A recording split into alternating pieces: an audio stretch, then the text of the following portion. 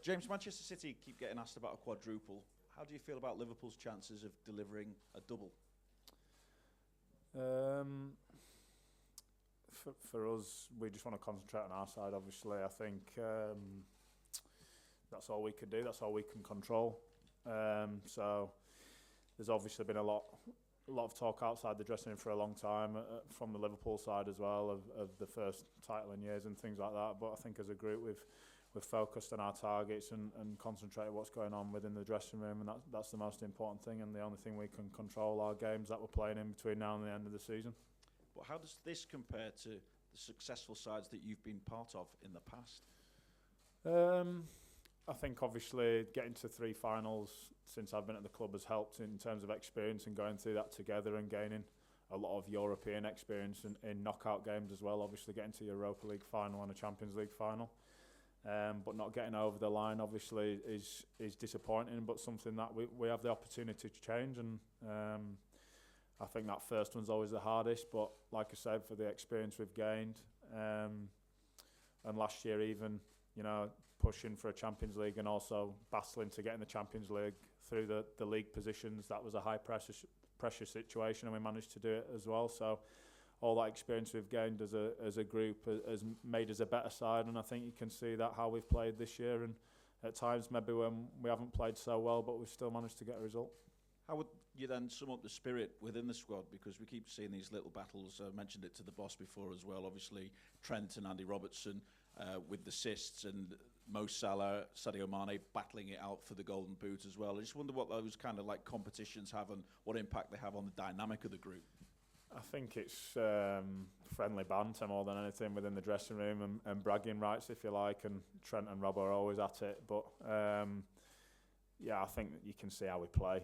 I think you can see how Sadio and Mo play and Bobby play together, the amount of assists they get, and if they get a chance, they'll pass it as well. So I think that's how we play, with and without the ball. Every single player needs to contribute, and if they don't, that's where the system will fall down. So it's friendly banter to win the Golden Boot or assists or have the most and things like that. And I'm sure Hendo will be sticking his hat in there as well now. But you know, the most important thing is the 3 points or progressing through to the next round, and everybody's aware of that, and I think you can see that in how we play.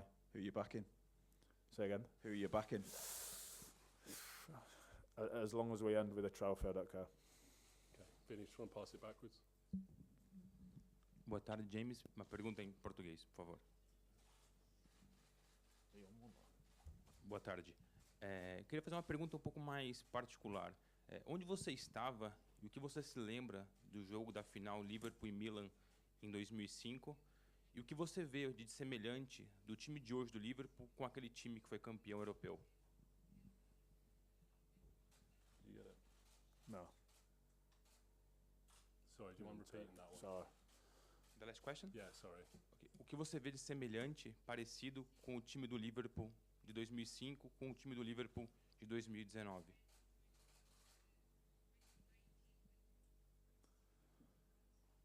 Between 2019 and 2005. They both wear a red Liverpool shirt. I think obviously it's 2 completely different sides, different players. You know, they got over the line and won the trophy, and that's what we're striving to do. I think, like I said before, it's important the experiences we've gained as a side over the last few years, and those failures, if you like, and the experiences of doing well in knockout football, and just experiencing the runs in the European tournaments and nights like we're going to experience tomorrow. You know, if you have a tough 5 minutes in the game, you know you've been there before and you've managed to overcome that. Okay, gentleman there. Hi, James. What kind of differences did you see with Herrera on the pitch on FC Porto team?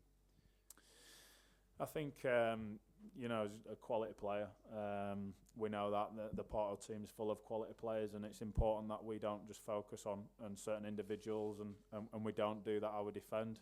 We know the strengths in the side, and we have to defend strongly as a team together, and that's how we always do that, and try not to focus on certain individuals as a side. I think as soon as we do that, obviously how we defend breaks down, so we have to defend well as a unit against all the players they have.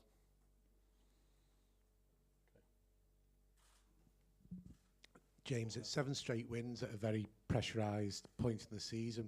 What can you say about the belief in the team and what the team's getting from performing at this level? Can you give a bit of an insight into how the group's feeling? Is belief growing with every game? Yeah, I think it's positive, like you say. I think there isn't too much talk about what's going on, what might happen. The stage of the season, really.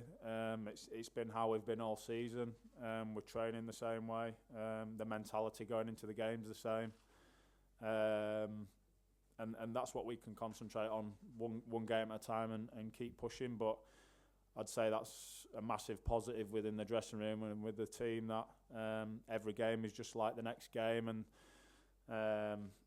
obviously there's plenty of talk outside the dressing room and in the media and everything, and in this day and age with social media and everything, it's pretty hard to get away from it, but the lads are just focusing on our side and what we can control.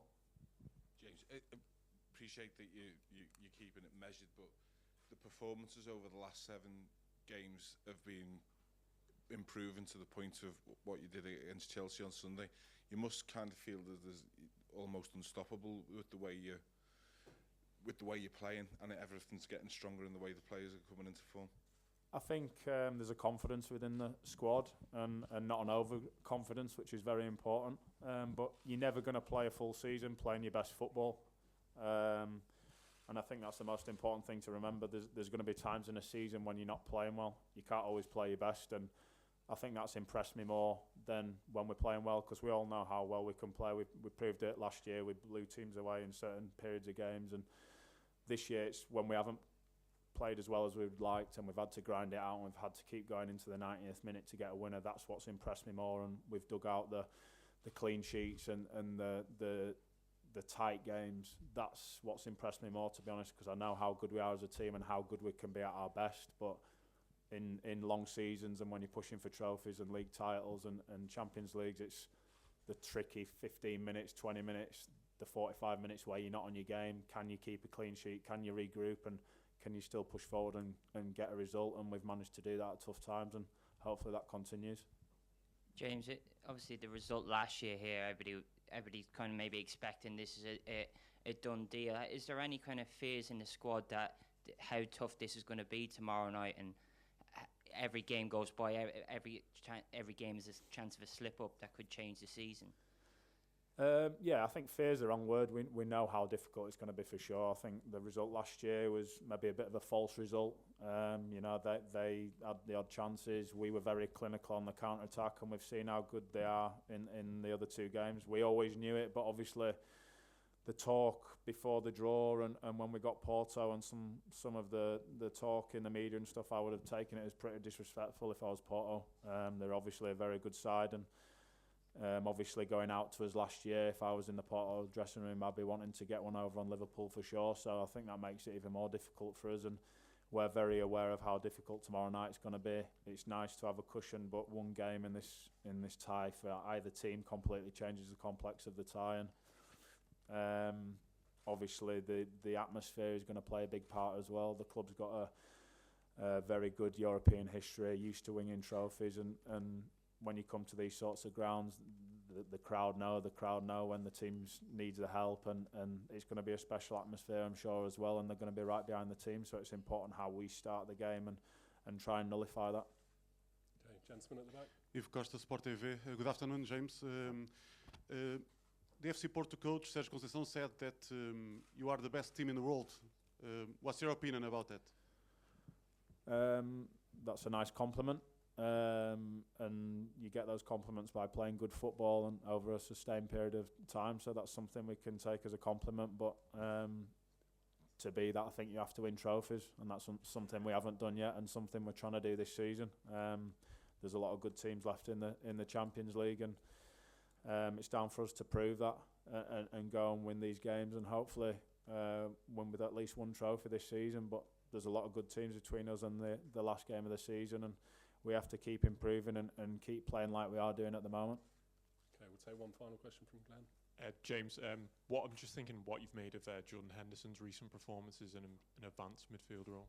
Yeah, fantastic. Hendo's obviously We all know how good he is. He's been asked to do a job for the team, and we know he'll do anything he's asked. Whether he's asked to play in goal, he'll do that. So that's obviously the sign of a great leader, and he's been playing fantastic for the last few years at number 6. Maybe you don't get as many goals and assists there because you're performing for the team, you're breaking down attacks and starting the play-off.